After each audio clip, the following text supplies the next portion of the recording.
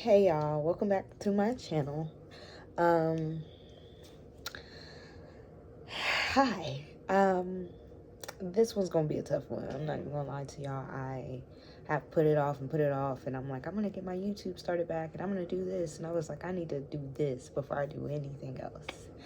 So, if y'all can see by the title, what I'm about to talk about is something very traumatic, and yeah, it's been hard. It's been very hard. I'll include some clips and a bunch of stuff. Um, so I had my baby April 14th.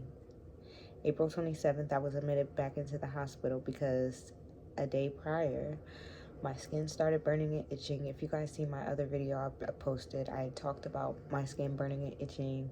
I had a fever, my heart rate was high, a lot of stuff was happening, and I got this smell, like it smelled like death. And at first I thought it was from my incision site, but it wasn't, because the rest of my incision tape had just came off the night before. So that's why I thought it was coming from my incision site. I was still, of course, wearing pads and everything like that. So when I realized, like, oh no, this is coming from my vaginal area, it really alarmed me, because I'm like, this smells like death. So when I went to the urgent care, she said, you need to go to the emergency room. Now, I go to the emergency room. Two women doctors came in and checked me, and the one doctor who wanted to give me morphine, when I said I didn't want no morphine, I wanted something to fix my skin burning, and like, I don't want morphine. I didn't come here for drugs. I came here. Okay, I'm sorry, y'all. It's been a journey. Um, anyway, she said that the smell was normal. I had to advocate for myself and tell her that that smell wasn't normal. And though this was my, first child that was a successful, birth, this ain't normal. Hey, I ain't never smelled like this. Ain't shouldn't nothing smell like this. The only thing that smell like this is something that's dying. So anyway, I ended up getting admitted. When I got upstairs, I told the nurse, like, could you just confirm for me, like, this, I feel like this is not normal, because they always, check your stomach. They always check your incision site. They always check your pad. She was like, no, that's not normal. And that is a part of the reason why you are admitted right now. She was great to me. She was very, very great to me. But anyway, my veins started going bad. And I guess, I don't know where the policy or the rule comes from, but they said that they got to poke you twice. The girl my first nurse, she ended up getting the IV team, because she was like, girl, I'm a good poke, I'm gonna tell you that, and I'm gonna get one other person, and if she say no, we need to get the IV team. So that's what she did. She didn't poke me twice. She didn't do none of that. Well, this other nurse that I got, when the IV team came, he told me, hey, your veins are funny, they're jumping around, you just had a baby, you're sick, have them call the IV team. Don't let them keep poking you. We will come and do what we need to do for you. I said, okay, cool, great. So when my IV went bad again, I had to do a new nurse, and she said, well, I gotta poke you twice. I'm a good poke. She poked me once, it hurt. I told her, this hurt, it shouldn't hurt. She said, oh no, it's gonna hurt. No, it's not gonna hurt. I've been getting IVs, I've been getting blood drawn since I was 15 years old. Once that needle goes in, it should not hurt. If it hurts, something is wrong. Period, point blank. You should not be feeling any type of nothing. Nothing should be wrong. So literally, getting an IV is easier than getting a shot, I promise you. But anyway, she called the doctor and told the doctor that I was refusing care because I would not repetitively let her poke me with the IV. She told me that if I didn't get this done, that I would be at risk to be septic. At that time, I didn't know what it was. I called my sisters immediately because, again, I just had a baby, y'all. I want to go home to my kid. I don't want to do this. My sisters hurried to that hospital. The nurse tried to tell them, oh, yeah, she's doing great. So my sister was like, why would you tell her that she might be at risk to be septic? And then why has she been here for 3 days and her bedding isn't changed? Like, y'all say she got an infection, which was endometritis. Y'all say she got an infection. Why didn't y'all change her bedding? So the charge nurse came. They got me in a shower, they changed my bedding, and then the next day they discharged me. No antibiotics, no anything. 7 days later, I was sick again. I felt terrible. I felt awful. I they sent my sister told me that I needed to go to Grant. I needed to go to a different hospital. When I got there, the nurses were so upset about my veins, about the pokes and stuff. The nurse was like, they messed you up. Like, I don't understand why they would do something like that to you. They immediately got the IV. Well, they all are trained for the IV machine. So they actually just came, did the IV. Everything was fine with that. That night, my hemoglobin dropped. They had to give me more blood. Remind you guys, after I had the baby, I had to get all this blood. And we're going to get into that towards the end of this, because they withheld important information from me that I had to find out on my own. Because I keep ending up in the hospital and it's not making sense. So anyway, Grant had to give me blood transfusions, iron, more antibiotics. They had to do a lot. They had to do a lot. So I left the hospital. Not too long after that, my skin started like scabs, and like my face, everything on my body just started peeling, like so bad. It was peeling so bad to the point to where it was up on my eyes, and my eyes got so tight, and it was making it hard for me to be able to see. So I went to the hospital and they prescribed me all these, creams and stuff, and then it got worse. There was liquids that started coming out of my crevices that was taking my skin off. It was really, really bad, y'all. It's been bad. I'm saying it's really bad like it's over. Like, it's not over. It's not over. Like, this is insane. So yeah, I went back to the emergency room, and they were like, we're going to have you see dermatology, and then we're also going to have you see dermatology. And then what else happened? I think they gave me more antibiotics. Oh yeah, they did. They gave me more antibiotics because they said I had a staph infection. And when I looked at a staph infection, because I'm like, how the hell would I get a staph infection? I recall when I was in the hospital and I had got the epidural, they had to put a catheter in me. And basically, when they took it out for me to go pee, I couldn't pee. So the lady like shoved that shit back in me. Like,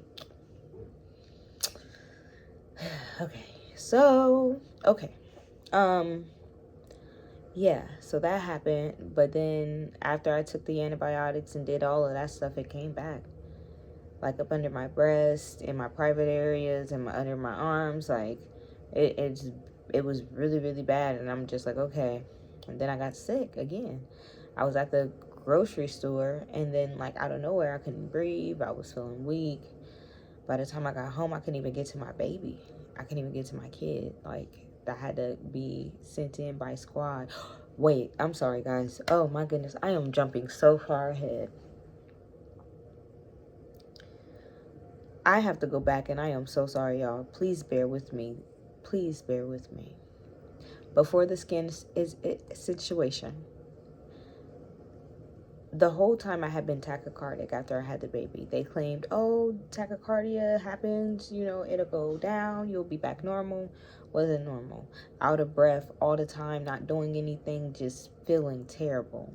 And I'm telling y'all, man, I knew something happened during surgery. I knew it. God was telling me. I knew it.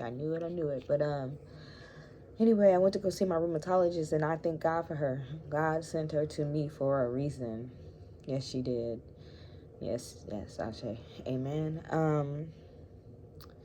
And she said, I looked at your echo, because she seen me, and she seen that I looked so terrible. She said, I looked at your echo, and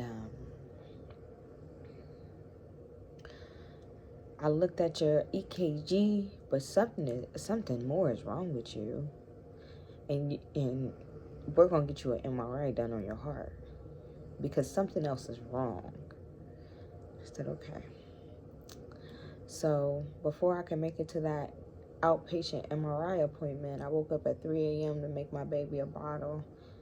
and I was walking, but it was just like I was like outside of my body, but because I couldn't breathe, and it was my heart was just going, and I just kept hearing, "You a dead woman walking," and I'm like, what the fuck? And when I laid down, I was like, if I go to sleep, I don't think I'm gonna wake up.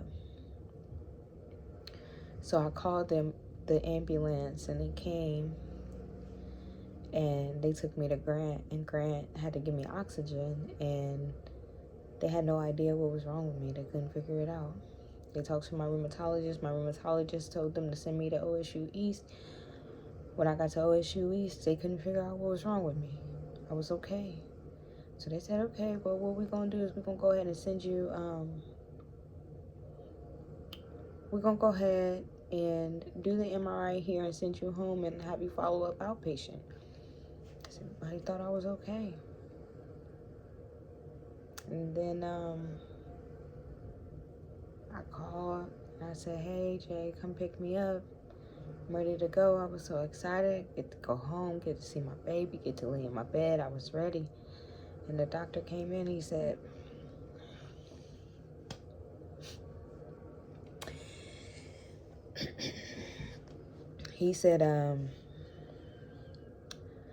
did you already call your ride? And I said, yeah. And he said,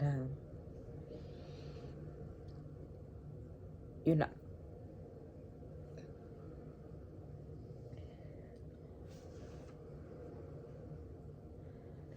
You're not going to be able to go. Just yet. And I looked at him and I smiled and I said,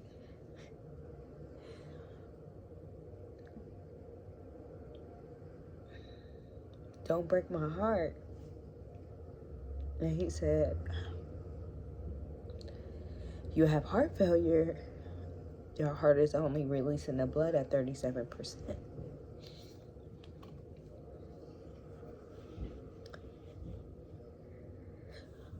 Oh, shit.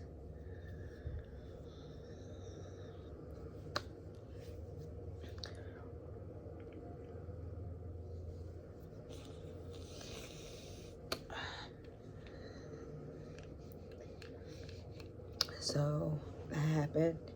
I had to see the cardiologist and everything like that. They said that they didn't believe that it had anything to do with my lupus, that they believed that it was a rare condition that can happen after you have a child. Okay.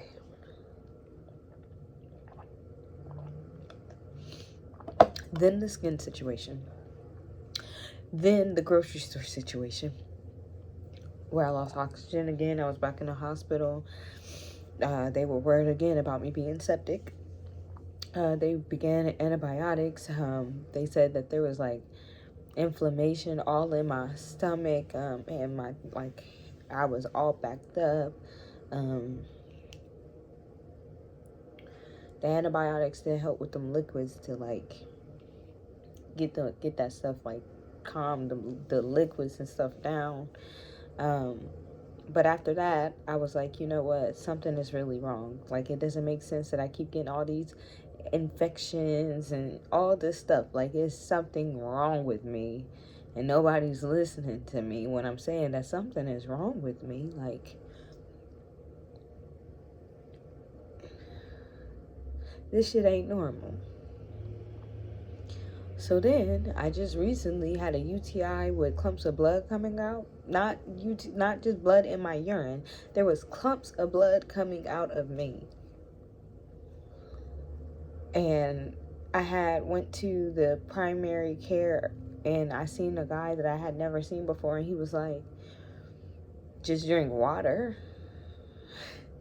So then I had to advocate for myself, because I'm like, something is wrong more than me needing to just drink water. I would like to show you these photos, because I took pictures. Like, and he didn't want to see the pictures, so okay, all right. I had to do all that advocation just for him to send some antibiotics. And then the next day I ended up going to the emergency room because my stomach was hurting. I was feeling worse. Like, I didn't feel better. I felt terrible. So I went to the emergency room, and I told them that I'm not leaving until they fix me, and I will insert that. And they swore up and down nothing was wrong. My sister advocated for me, and she was just like, she's been having problems for 7 months. 7 months. We're not talking about a 5-day UTI. We're talking about 7 months worth of problems. And now you're telling me she got random ass blood clots coming out, and what? What? Nothing's wrong? So I'm calling everybody. I'm calling patient advocacy. I'm calling because and then my discharge paper said STI. They wasn't checking. Like, I have never had no fucking STI. Why are y'all putting that shit on my paperwork?